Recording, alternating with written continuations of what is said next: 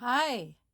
So, in chapter 3, I showed you a handwritten sheet, and basically it said, hey, the sky's the limit. Anything that you can notice is fine. I mean, just notice something. Try to read things with discernment. For literary analysis, one thing to remember is that really a quote says more about the person saying it than the person that it's about. The Great Gatsby is about Gatsby, but it's told through the perception of Nick. So in chapter 1, we have Nick moves and then he gets reacquainted with Daisy and Tom. In chapter 2, he meets Myrtle and they have that um, house party. In chapter 3, there's Gatsby's party. And now we have chapter 4. I'm going to focus on one specific thing in chapter 4, and that is about it's about character. Okay? So, um, for instance, all the people, that long list of people that go to the party, who does that really say more about? Does it say more about Nick or does it say more about Gatsby? I think it says more about Nick.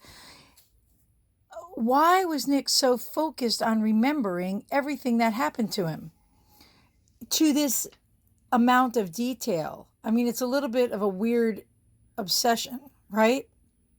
Um,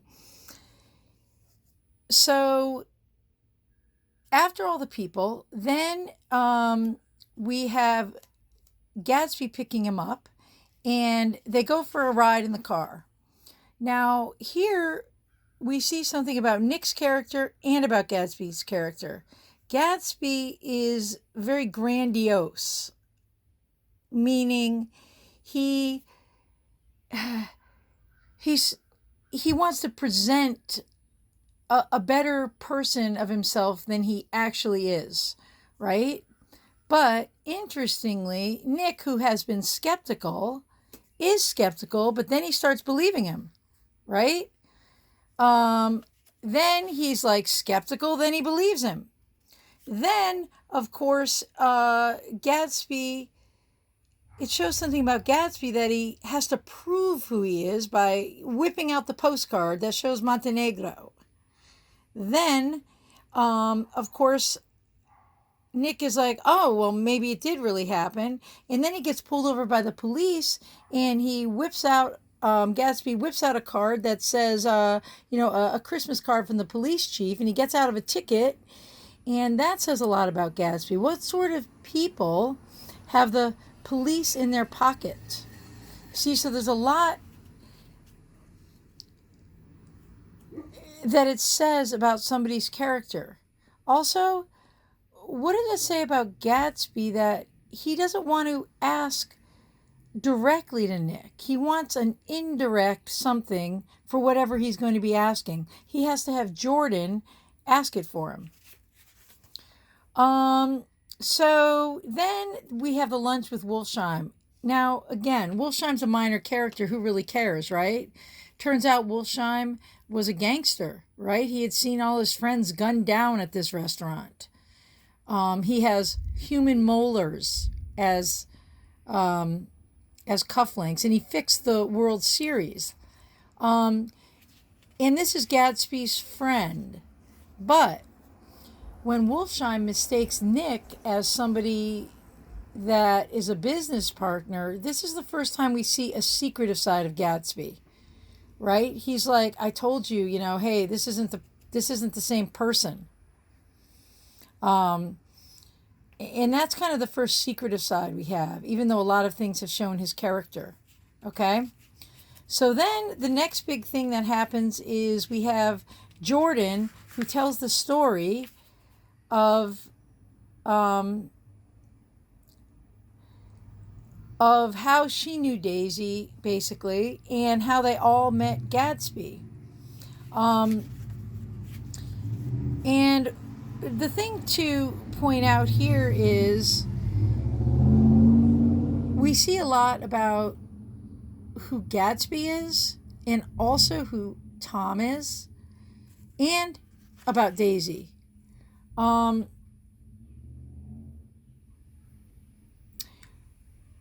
It says that right after they got married, what happened?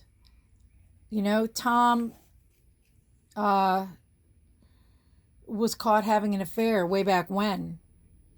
But what does it say about Daisy that she stayed with him? Or what does it say about the time period, really, that she stayed with him? Or what sort of people are they that they have maybe an agreement about that? We also find out that Gatsby planned all this stuff, bought the house across the bay so that he could, woo Daisy back to him. Does he think it's going to be like it was before? Let me refer to the map for a second. Hold on. Just as for something interesting, here is a fictional, obviously it's a fictional story. This is a fictional rendition of Gatsby's house. You see how ornate it is? And this is a fictional rendition of the Buchanan's house. It's more stately.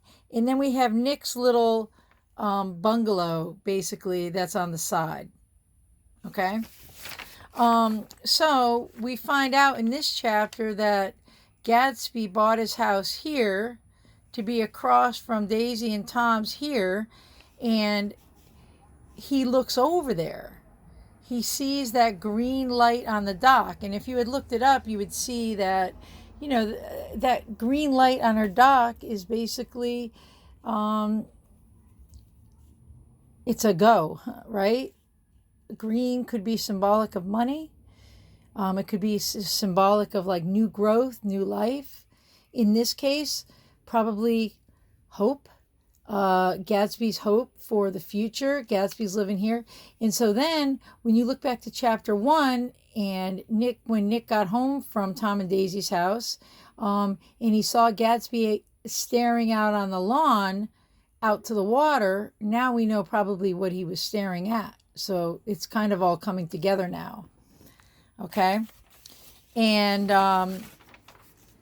so we find out a lot. And one thing, and I wish I could find it here.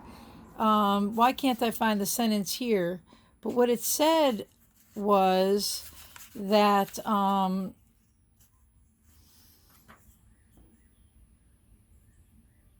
Gatsby basically